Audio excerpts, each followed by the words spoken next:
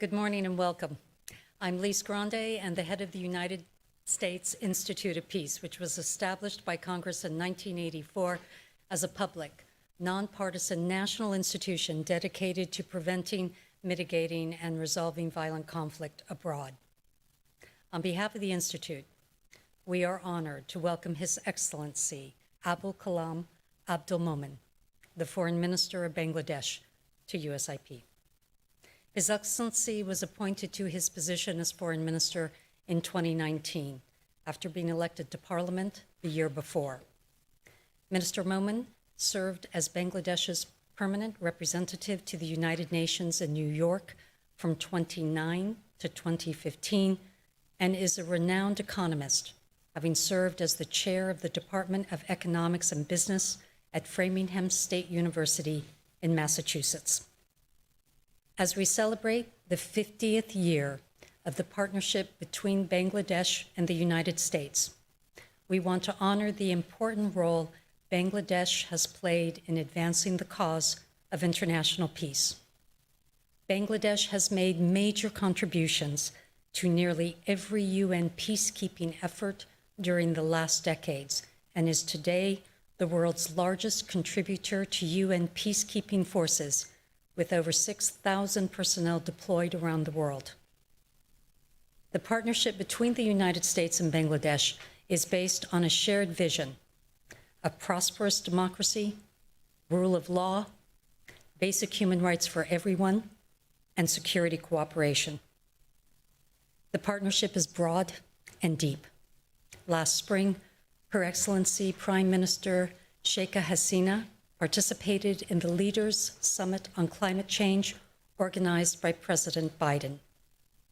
This past month, U.S. Undersecretary of State for Political Affairs Victoria Nuland led a delegation to Dhaka to participate in the 8th round of a bilateral dialogue that focuses on trade, labor, human rights, governance, and security cooperation. Bangladesh's transformation into South Asia's second largest economy is a testament to the country's ambition, drive, and achievement, and to the inspiring resourcefulness of the Bangladeshi people. Bangladesh hosts 1 million Rohingya refugees who have fled Myanmar, and it is strategically located between India and China. Continuing efforts to improve labor rights, uphold and respect human rights, and protect and allow for freedom of expression will help Bangladesh to reinforce and expand its leadership role in the region. We are delighted to welcome Ambassador Teresita Schaefer as the moderator of today's conversation. During her 30-year career, Ambassador Schaefer has been one of the State Department's leading experts on South Asia, having served in U.S. embassies in Pakistan, India, and Bangladesh, and as U.S. Ambassador to Sri Lanka from 1992 to 1995. As part of our moderated discussion, we're pleased to welcome questions from our in-person and online audiences. For our in-person audience, please fill out the question cards that have been provided. And for those of you who are joining us online, we invite you to pose your questions via the chat function on our website. Please join the discussion online using the hashtag @USIP Bangladesh. Excellency, Mr. Minister, thank you for joining us for this important conversation. Madam Ambassador, we're pleased to hand over the floor to you.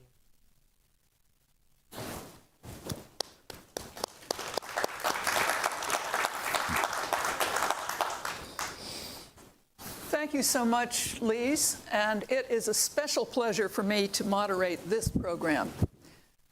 I lived in Bangladesh for 3 years. Actually, it was when my late husband was ambassador. And at that time, we came to know another member of the minister's family, his brother Mohit, who subsequently became finance minister for many years and served with great distinction. We were also present at the early phases of Bangladesh's amazing economic success story. We are now at the 50th anniversary of Bangladesh-U.S. diplomatic relations. It has not always been a smooth ride. In fact, the start was rather bumpy. But it has been basically a good ride more recently than that. So I would like to start by asking the Honorable Minister to give us a broad assessment of U.S.-Bangladesh relations after 50 years. Some of you may know that I teach a course on diplomacy at Georgetown University. And one of the things I tell my students in the very first class is it's all about national interests. So if you would tell us, please, what you consider to be Bangladesh's core national interests and where we stand between the United States and Bangladesh. Thank you, Ambassador Schaffer. Maybe first I would like to thank the organizers for giving me a chance to speak before you, particularly Andy. And I also like to thank my mission, embassy, in coordination with your organization, USIP. They have organized this event. This is a very interesting year for us. We are observing, as you said, Ambassador, we're observing the 50th anniversary of our diplomatic relationship this year. And yesterday, in fact, we celebrated it. And I had the privilege to meet the Secretary Lincoln. And also we met many of our old friends and also new friends yesterday. So we are very proud of this relationship. I also like to highlight that last year, we were observing the 50th anniversary of independence of Bangladesh. And at the same time, we observed the 100th anniversary of Father of the Nation, Bangabandhu Sheikh Mujibur Rahman, who spirited a vision about independent Bangladesh. And through his hard work and sacrifice, we are lucky we got a sovereign, independent Bangladesh. There have been many leaders in Indian subcontinent, particularly in Bengal, but no one could ever deliver a state, the concept of state, an independent, sovereign Bangladesh. We are thankful to him. Currently, we are very lucky that his daughter is the leader of the country, and she has been performing in an excellent way. Now, go back to your question. Maybe I reiterate. I quote from, how is our relationship? I quote from President Biden's letter, which is sent to Prime Minister Sheikh Hasina. And in that letter, he mentioned, I'll not read out everything, but in the beginning, he said, on April 4th, we celebrate a 50-year milestone in the relationship between the United States and Bangladesh. The drive, resourcefulness, and innovation of Bangladeshis rebuilding after 1971 war and now forging a path of economic growth and development serve as a model for the rest of the world. Serve as a model for the rest of the world. We are proud of our partnership on development, economic growth, and counter-terrorism. We work together to address the climate crisis, help Rohingya survivors of genocide, and support United Nations peacekeeping worldwide. Our Prime Minister Sheikh Hasina, in response, also said the same, and I quote, in the last 50 years, Bangladesh and the United States have built a durable partnership over many areas by way of mutual support and collaboration. The strength and depth of Bangladesh-U.S. relationship is reflected in the areas of trade and investment, counter-terrorism, and ending violent extremism, gender equality, agriculture, labor, defense and security, COVID-19 measures, and of growing interaction of our peoples. Moreover, our close cooperation in global peacekeeping operations and climate change issues has been contributing significantly to the international peace and security, unquote. Now, from these two letters, you can see the depth of our relationship between U.S. and Bangladesh. And I would add one more thing. Yesterday, I was very pleased to had a meeting with Secretary Blinken and also USAID Administrator Samantha Powers. And they echoed the same sentiment what President Biden also echoed. And he said, for next 50 years, President Biden, I quote, Bangladeshis and Americans alike share the ideals of democracy, equality, and respect for human rights. These elements are the foundation for healthy, secure, and prosperous societies. I'm confident our partnership will continue to flourish for the next 50 years and beyond. President Biden. So these two letters tells the story of our partnership between U.S. and Bangladesh. And as you said, over the years, we did, once we are known as a bottomless basket with no hope of survival. When Bangladesh was independent, I was working in the Ministry of Trade and Commerce. And I can tell you the pain and the difficulties that we came from India with a lot of exuberance. You see, the whole world was under our feet, but unfortunately, we didn't have much resources. And the Pakistani, this occupation army totally destroyed our economy. So we had to buy from pin to ship from abroad. And it was not easy. It was very difficult. But nowadays, we feel proud that after 50 years, Bangladesh economy is a vibrant economy. And it is the land of opportunity. So things have changed. Changed because of, one reason is the dynamic people of Bangladesh, hard-working, resilient and dynamic people of Bangladesh. The other one, we had a great leadership over the last 12 years because of our leadership under Prime Minister Sheikh Hasina. I must say, relative to other countries, we did a miracle. Our GDP growth rate over the last few years, 12 decade, is on an average, is around average 6.6% on average. And 3 years ago, before the COVID, it was 8.15%. And you will be happy to know, even the COVID, this last year, even under COVID, we achieved 6.94% GDP growth, one of the highest in the world.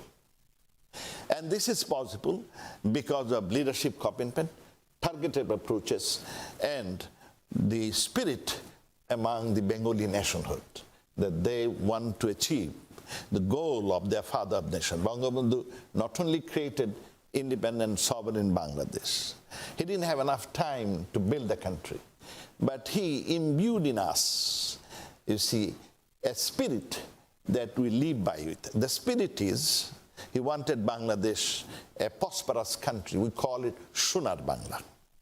A prosperous, stable economy where basic necessities could be ensured to every citizen of the country. And with that, ambition, that spirit, Prime Minister Sheikh Hasina has designed a number of roadmaps. One is by 2030, we like to be, poverty-free country, technically poverty-free country. If you have less than 5% extreme poverty, then you can call it poverty-free country. And we propose to have around 3% extreme poverty by 2030. Currently, we have reduced our poverty. I must say, this is another significant achievement. When Bangladesh was created, our below poverty level was around 80%.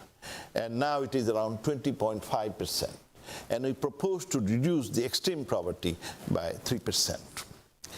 The other, the miracle is over the last years, also the living standard of the people has gone up.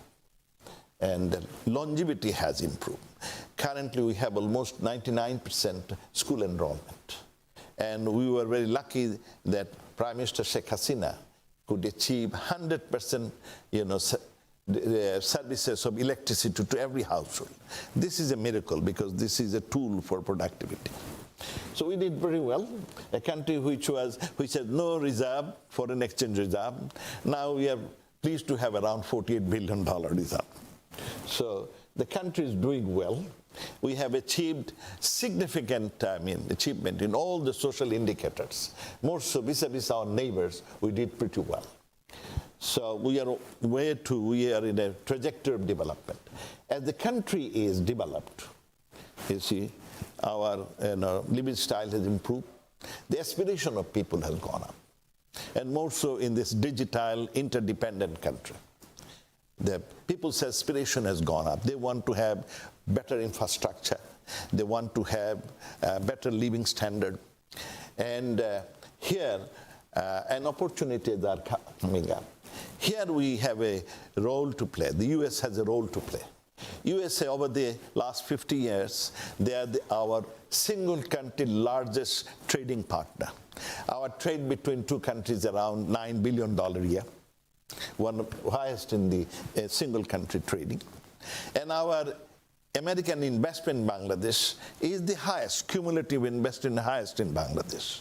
Around over 20% of total foreign investing from USA. But although it is mostly concentrated in only few sectors like energy and power, it is time that we need to diversify this investment portfolio because we have developed other areas. One is innovation area, IT.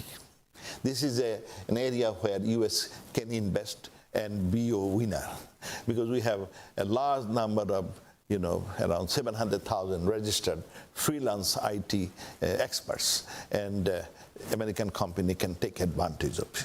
You'll be happy to know one Bangladeshi origin.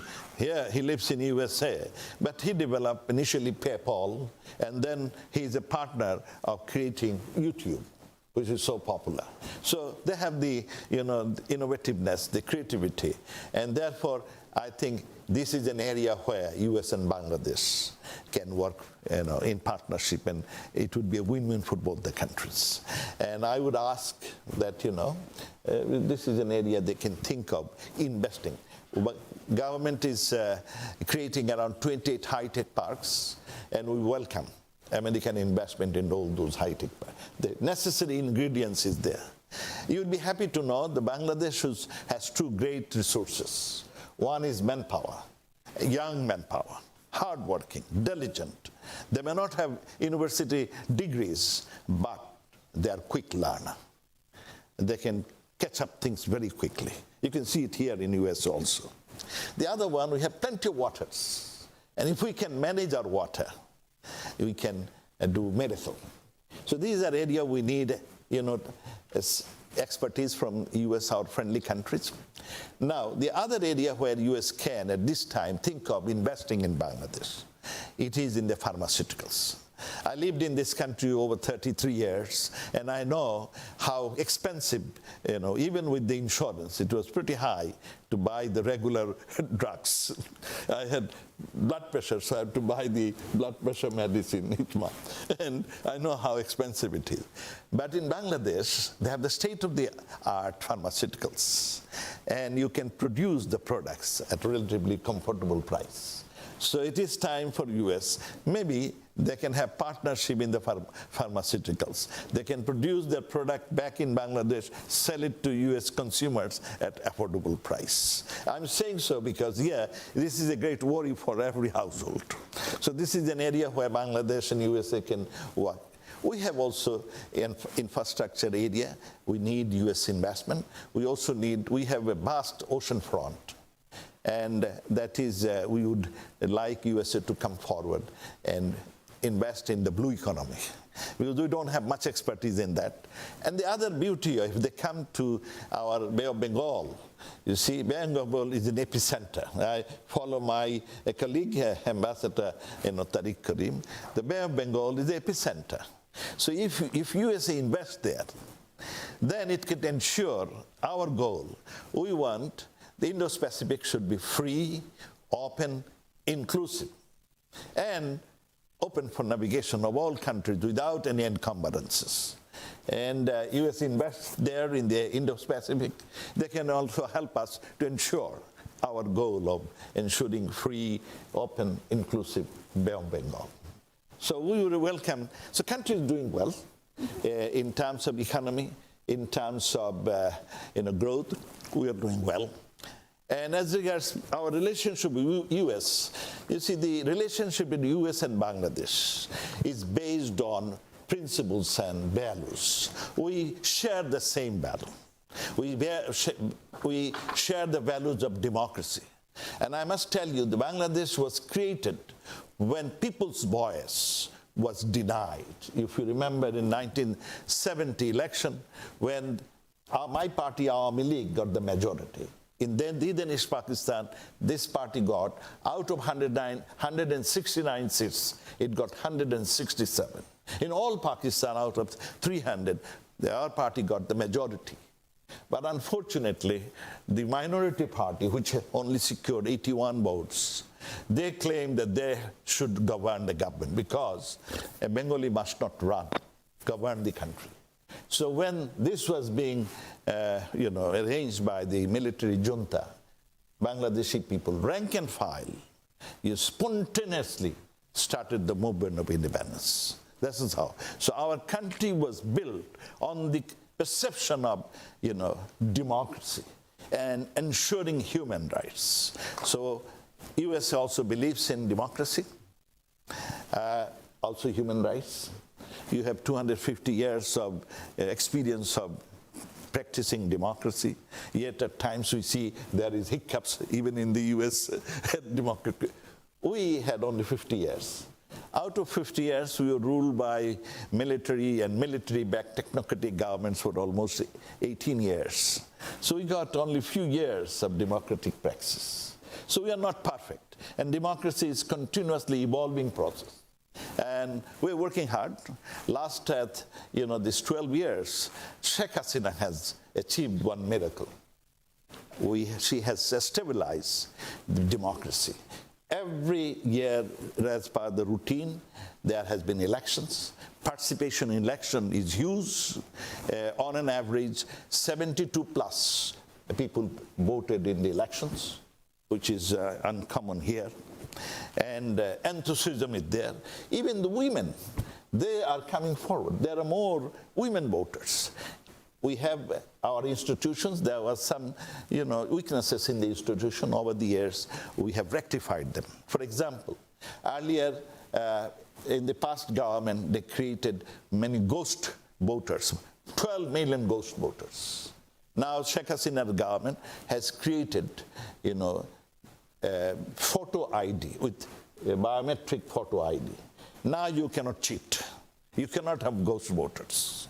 Not only that, we have introduced transparent ballot boxes, so you can see how many votes are there, you see. And we are also trying to use electronic mechanism. Our opposition don't like electronic mechanism, but we are trying to introduce it, stage by stage. And our elections are, fully participatory.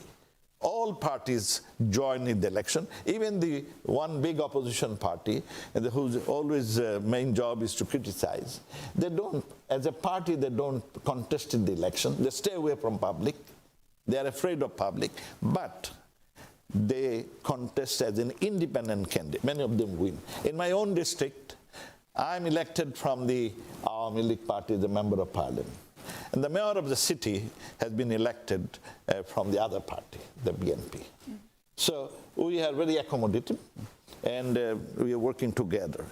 So USA and Bangladesh shares values of democracy, human rights, justice, and fair play. Our country, I must say, we are thankful to Sheikh Hasina. For a long period of time, even during when you were there, your husband was there in Bangladesh, there was not, the judicial system was a little twisted, because there was some people at above law. They then, military government made a rule. Some people, some killers were not allowed to be pursued in any court. They got indemnity from the government.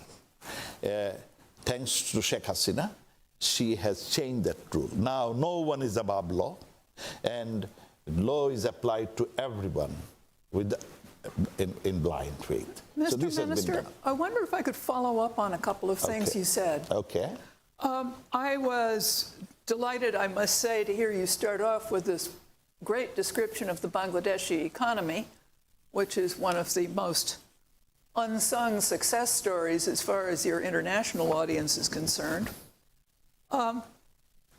But if you were going to look ahead 50 years, you've taught economics, What would you want to change? You mentioned diversification, but is there anything else?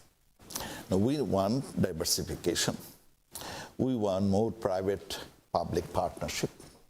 We want more investment. As I said, Your Excellency, that we have two great resources. One is human resource. We need to create jobs for this, gainful job for our human resource. And to do that, we need a lot of investment.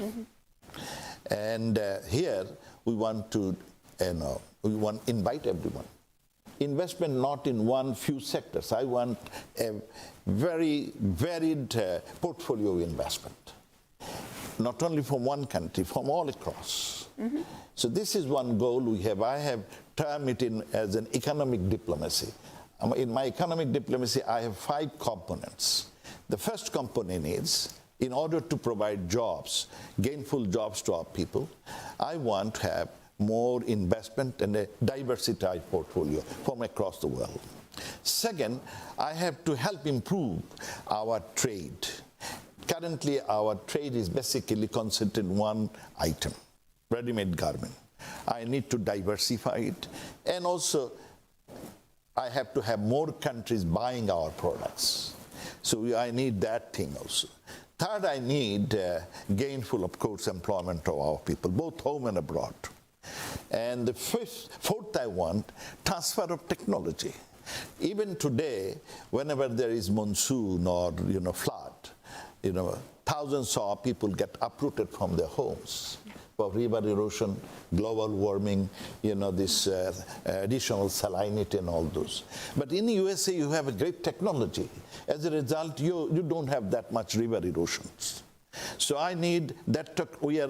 We don't have that technology. There I need also concessionary financing so that I can develop ways and means so that we don't face this music. And of course, the last one also, I need to provide better quality service to our people, both home and abroad.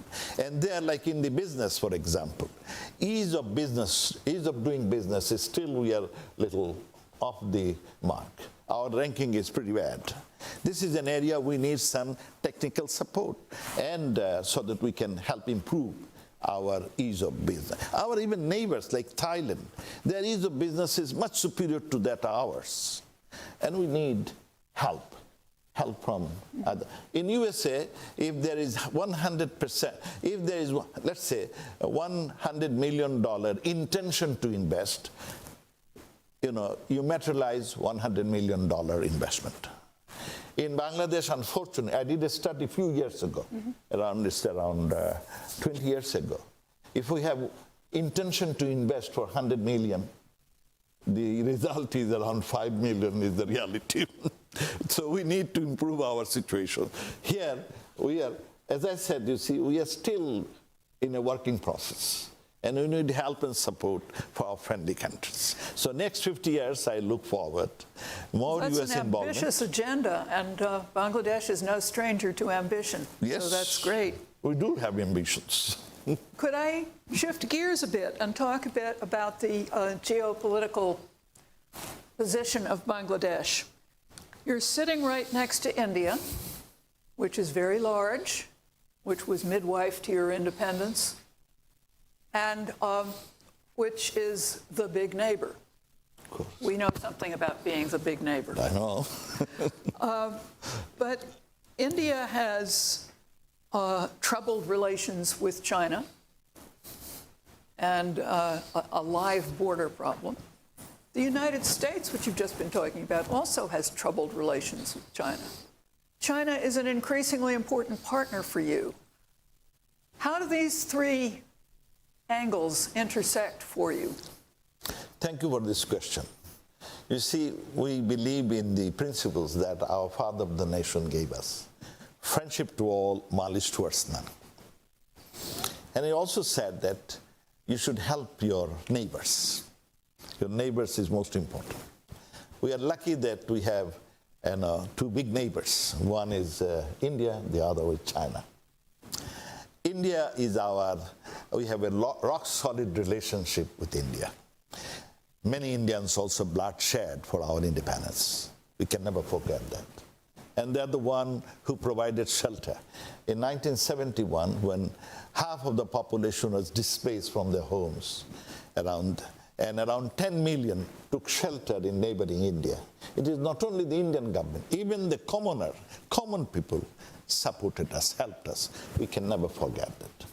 We have a very solid relationship with India, with Prime Minister Sheikh Hasina and Prime Minister Modi. Modi, terms the current relations a Shunali Oddai, means golden chapter. Very solid relationship. We have resolved all our critical issues with India through dialogue and this. Not a single bullet ever been fired. We resolved our, this border demarcation problem. We resolved our maritime problem with India, of course with Myanmar too. And also we resolved our water sharing problems with Myanmar. Large water sharing problems. So we have very friendly relationship. But we need to develop our country. But India don't have that much resources yet to afford to give it. The other neighbor is China. China initially were opposed to us during our war of independence. They dared oppose to us. They are the one who put their first veto against Bangladesh membership to the UN. You see, we can never forget that. But we need to help develop our economy. And they have basket of money. They come with the basket of money with affordable and aggressive proposals. And we are happy that we are very prudent in receiving any credit. But we do take help from them. And they are helping building some of our mega projects. But there is a perception so we maintain a non-partisan relation. India and China, they have their own problem. That let them live with it. But we don't get intervened. We don't intervene on those issues. We need to we maintain a good relationship with India. Basically, they are development partners, one of our development partners. But we don't influence their other relationships. Same with USA may have difficulty with China. Okay, that's okay. I have nothing against it. But we only relate China for our development efforts. So we're working okay. And they also know, because our position is principal position.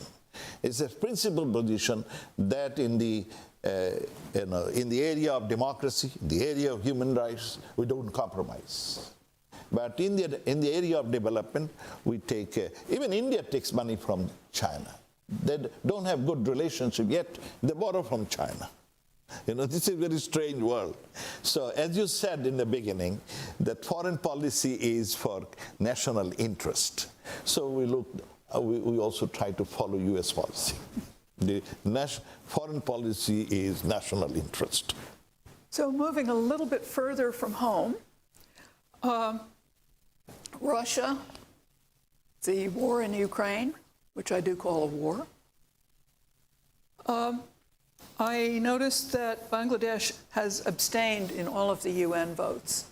I wonder if you could tell us what the thinking is that led you to make that decision. You have seen that we abstained and also we voted yes. The first resolution on Ukraine, our perception was that first resolution was more of a blame game. If you look at the wording of the first resolution, basically there is a blaming of Russian Federation. And not exactly looking for a peace. Bangladesh is a peace-loving country. Even as we have always tried very hard to achieve peace.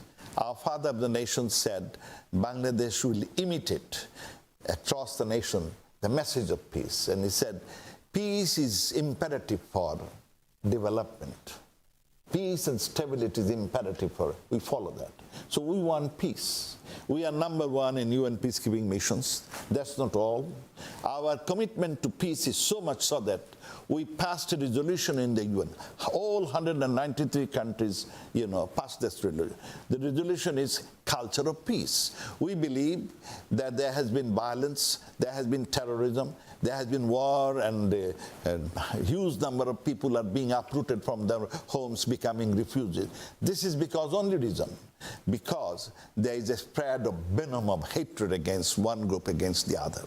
So we have been promoting one concept, and that is culture of peace. The very essence of the culture of peace is we want to create a mindset of tolerance, a mindset of respect towards others, irrespective of religion, ethnicity, color, or race. And if we can create such a mindset, we believe we can have sustainable peace across all nations. So we are a peace-loving country.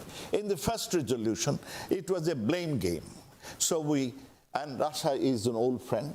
Even in our independence, during our independence, Russia is the only country who put veto 3 times for Bangladesh. We can never forget that. So we voted, at the time, we stayed away from voting yes or no. We maintained abstention on principle. Second one, we are a country who believes in humanitarian efforts. Always wherever there is a humanitarian problem, we move there. Even our Prime Minister, 5 years ago, out of humanitarian consideration, she allowed 1.1 million Rohingya to temporary shelter in Bangladesh. So when the question of humanitarian response, that we need free access to the people, the Red Cross and others in the Ukraine, we said it should be done. People should be allowed to leave their place if they want to, without any encumbrances. And therefore, we supported that resolution. We supported it on principle because we believe in humanitarian efforts. Moving to transnational issues. Bangladesh is one of the most seriously affected countries on climate change. What is the government's approach to dealing with this? Thank you for your question. Yes, you are right. We are one of the most vulnerable countries in terms of climate change. Each year, as I said, 6,500 people are uprooted from their homes, from their traditional jobs, because of global warming, because of river erosion, because of additional salinity. And over the last few years, when we started counting, around 6.5 million people have been uprooted from their homes. And they crowd the cities and towns, create slums. And government has to help accommodate it. And as per varieties of estimates, that in future, around 20 to 25% of land, coastal land of Bangladesh will be underwater. That means around 30 to 40 million people will be uprooted from their homes. Where will they go? I don't know.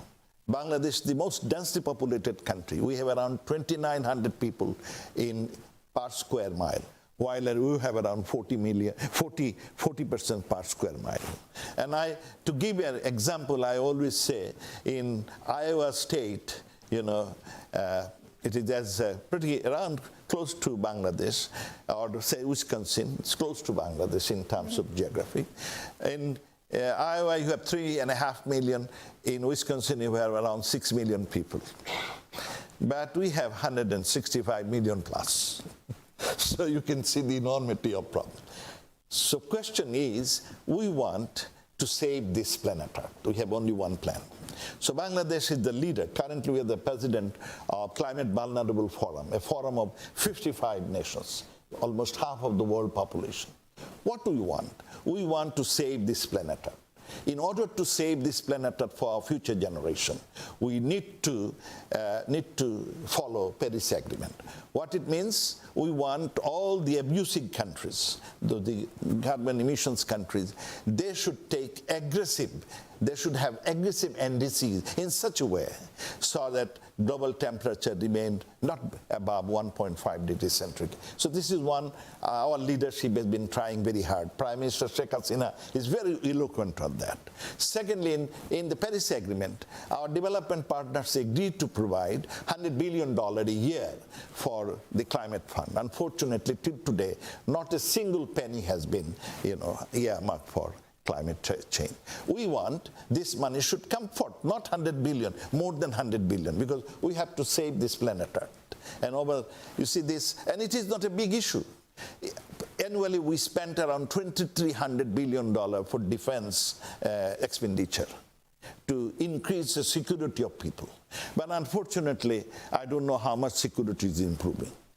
If I allocate only 5% fund from this defense expenditure, 2,300, then you are talking of more than how much, $115 billion a year? So easily, you need a political commitment. If there is a political commitment, we can do it. We can save this planet Earth. And if we don't save this planet, our future generation will not pardon us. So our second goal is we need to have this financing from our development partners. Third, of course, we need, as I said, the rehabilitation of, we need sharing of the burden of rehabilitation of these climate migrants, those are displaced due to erratic climatic changes. And then, of course, we also need, we also want to be a part. Our contribution to the, the global warming is less than 0.4%. Bangladesh country. And all these 55 climate vulnerable countries, their combined contribution to global emission is only less than 5%. But unfortunately, they are one of suffering. So what we want that, although the 5%, we also help improve our green energy. But we don't have technology. We want developed partners to come up with, newer technology so that we can have renewable energy. For example, Bangladesh Prime Minister Sheikh Hasina took a very bold step before the COP26. What she did, we had 10 coal-based power plant was coming up. It was all finalized, amounting to $12 billion FDI. But she canceled all those 10 coal-based power plants in order to have more renewable energy. And there was another 6 is in the offing. She possibly will cancel all of them. So she has that commitment to help the global, emission go down, renewable energy. Others should come forward. Now, in the area of renewable energy, you have technology, and I need those technology to be shared with us at affordable prices. We also need, concessionary financing from institutions so that we can also pick up our own. Bangladesh as such, we have, we started one climate strategy, long-run strategy. We even started with our own financing, a $440 million trust fund for climate, and picked up 800 projects. We could not finance all of them. We want development partners to come and help us. We in Bangladesh, we've decided by 2041, we would like to have renewable energy more than 40%. Currently, our contribution is very low. It's around 3.5%. We want to help increase it. We are planting 70 million new trees. This is Bangabandhu Sheikh Mujib Prosperity Plan.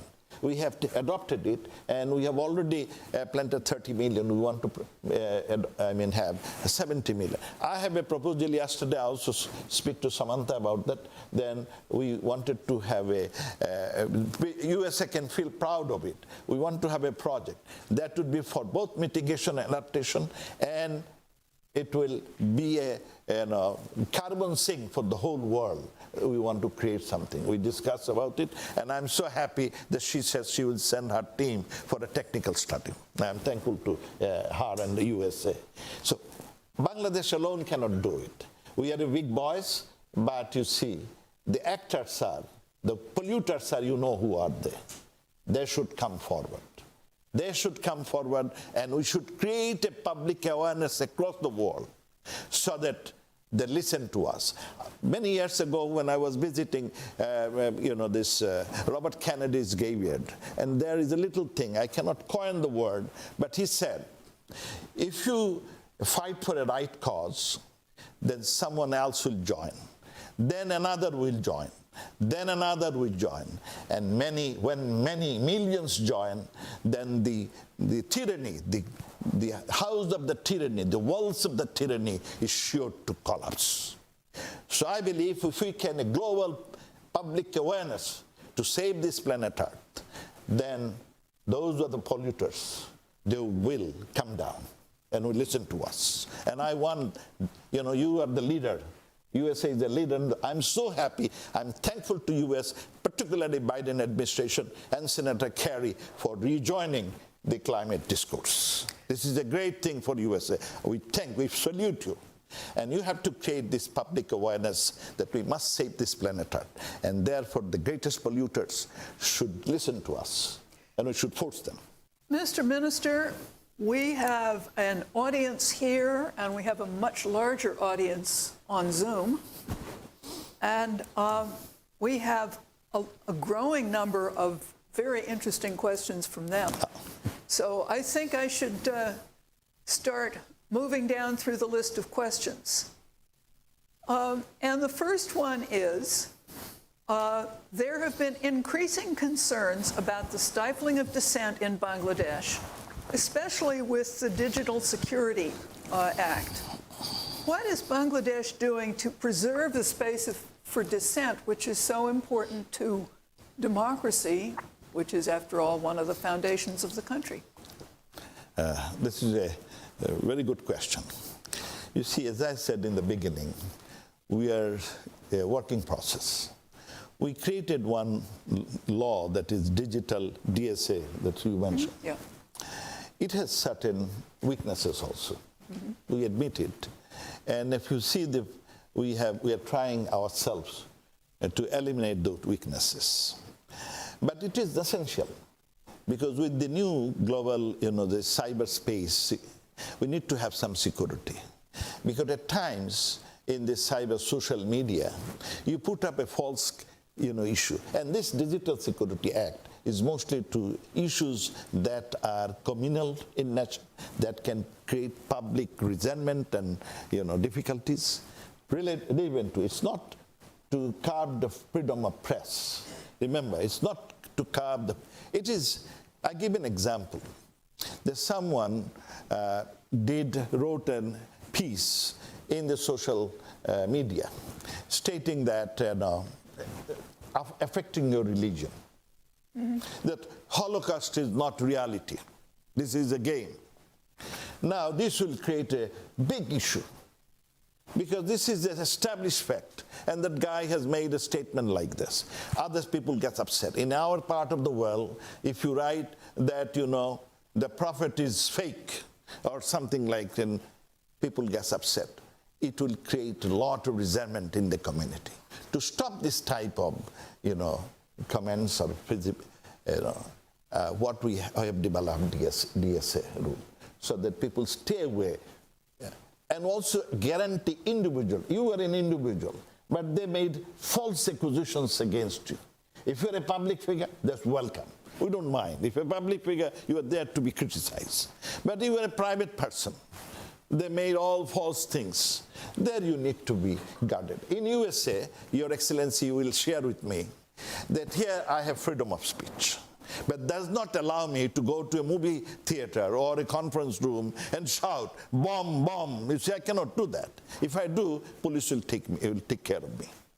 So there has to be freedom of, freedom must be regulated in a way so that it does not hurt somebody else's freedom. So this DSA, we have some weaknesses. We are working on it, trying to fix it, improve it. That a large majority of those who have been prosecuted under the DSA have been either journalists or politicians. No, there has been some cases. One journalist suddenly wrote some pieces. One journalist, what they did, a mockery. There was, she said she has been raped. Another journalist showed that this girl has been raped. Found out she is an actor, and she was acting. But she put in the social media. So we had to stop that because she's not raped by another group, another community people, because that will create a public nuisance. So we had to take care of that. But this is not journalistic freedom. That you make a false accusation and you stage something which is totally false. There you have a difficulty. There has been some individual has, but I give you one example. There was a group known as, what is this group? যারা ঢাকায় যে করলো আন্দোলন করলো হেফাজত. They had a demonstration, it was fine, no, they were welcome. Then some journalists, put up a picture. Some media, powerful media, put up a picture. And they said that 2,500 people killed in the Hafajat movement. That was totally false. Not a single guy was killed. But then it was found, again, journalists found it out, that that picture was Johnstown, 1978 picture, when there was in Johnstown, there was they took poison and died. That paper put up that picture, Johnstown picture of 1978. So they are misguiding people with the wrong picture. That is not journalistic freedom. This is not. Now, sometimes some guys, what they does, they go after private and public property. They burn the houses. They burn, the buses. This is not freedom of speech. And these are criminal acts. So naturally there you take action. As a government you have a responsibility. Here you cannot burn a bus without any, because you have freedom of choice. So you go and burn a bus or burn a house. No way, it's not allowed. Government has a responsibility. We use that in those cases. We have a question concerning the RAB and the sanctions. I would like to take the privilege of the moderator and ask you a related but slightly different question. You have met with Secretary Blinken. Yeah. I make the working assumption that this was part of your conversation, and I wonder if there's anything you would like to share with us. Yeah, I would discuss this issue. This is a very burning issue in Bangladesh. Because first I want to give a background of this RAB, Rapid Action Battalion. In 2001 to 2004, we have a very difficult time. There was uprising of jihadis. There was uprising of terrorists all across and extremists. Radicalism became the day of the, and you'll be surprised to know, on one single day, 495 bombs was blasted across the country in 63 districts out of 64, simultaneously. There has been bomb. The judges' court, judges who were in this session, the bomb was blasted and they killed. There's a school where the bomb was blasted. There was the cultural program in which the bomb was blasted and people killed. Even when the then opposition party leader Sheikh Hasina organized a rally against this extremism and terrorism, against this bomb, her own rally was a grenade attack and bombed. As a result, 24 people, including the president of our women's section, was killed. 24 people was killed. 370 people have the splinters still today. They're wounded. When even a foreign diplomat, the high commissioner, ambassador of a country, was visiting some place, and there was bomb. Unfortunately, he was unhurt, but 2 of his guys was killed. That was the situation. It was unbearable. So therefore, at the time, with the advice of U.S. government and also the British government, they created a RAB, the Rapid Action Battalion, and they provided them training and equipment. It worked out very well. In the beginning, there has been some excesses. I must say, this possibility, there has been some excesses. Over the things, it has become more matured. They have been trained, many of them have been trained by Justice Department, and the rules of engagement were designed by the Justice Department. Things improved. Things improved dramatically. But yet, I agree that it could be some excesses at times. But if there is an excesses, then there is this judicial system of punishment. You'll be surprised to know that I am told that around 270 of these RAB officials either been, sacked or, demoted. Mm-hmm. And 12 of them got life transportation, because they are involved in illegal activity. So there is a judicial process. Mm-hmm. But yet, if there is, the reason why, there was many reasons. One argument is that in Bangladesh, as per the UN High Commission's report, 76 people, enforced disappearance. There is no, over the last 12 years, 76 people in a country of 165 million, we don't know what happened to them. Of course, out of the 76, recently we found out 7 reappeared, and they're living with their families. So number has changed. But as over the last 12 years, there has been 76 people, disappeared, and therefore, this is one reason there has been human rights violation, and therefore, the U.S. government gave a sanction on this institution. The institution that was termed by one of your, colleague, Ambassador James Moriarty, as the FBI of, RAB is the FBI of USA. And you put a sanction on them. They have been doing excellent job, RAB, because of them, there is no more terrorism in Bangladesh. Radicalism has been wiped out. Not only that, the drug trafficking and human trafficking. Human trafficking is one of your goals, that you don't want human trafficking in person. They have dramatically reduced it. No wonder the U.S. has improved our rating in the human trafficking, because of efforts by government, particularly its RAB. RAB has achieved public,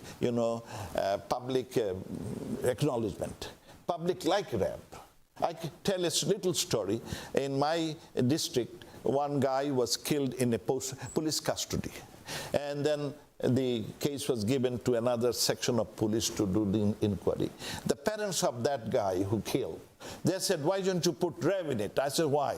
They said, if RAB is there, we'll get a better judgment, because they are not corrupt. And they will not be influenced by anybody else. So that is that much respect for RAB. But unfortunately, But my issue is, it's a decision of the U.S. I always try to help myself that when I'm driving beyond a speed limit, many people are driving beyond my speed limit, but police catches me. They don't catch us, the other guys who are speeding faster. They catch me when I'm supposed to maintain that. So this has happened. Because you see, many other countries, like Iraq, they, as per the UN, they have 16,800 people disappeared. No sanction on them. Sri Lanka, they have around 7,000 people disappeared. No sanction on them. Yes, but there was a time when that was the... No, but you see, Argentina, Algeria, they have over 4,000 or 5,000, and the population is not that. Sri Lanka population, 21 million. I have 165 million.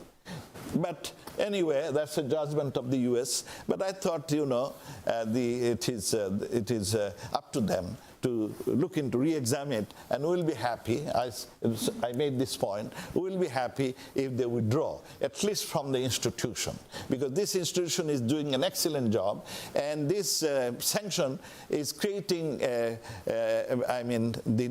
people will not be interested to join RAB anymore. Young people will say, stay away from this, because there is a sanction on it. And it will create its possibilities. There could be resumption of terrorism, resumption of radicalism, and we are afraid of it. And if those happens, if there are increasing number of trafficking, increasing number of drug trafficking, who will take the blame? Who will take the blame? So this is an important issue we should look beyond Well, and try to it fix. certainly is an important issue, and I'm glad you had an opportunity to. I raised it in every meeting because I feel it personally that it is inappropriate. It is And of course, unjustified. the statistics have gotten better in the. Yeah, I since got the all the beginning of the year. statistics from the UN, the why, but they don't explain exactly why. They only said the public face is the violation of human rights. Actually, what I don't know. Maybe you can help me out. We have come to the end of a very full hour with you, Mr. Minister, and I must thank you profusely. I'm a sharing teacher, so much of your time. so I'm very straightforward.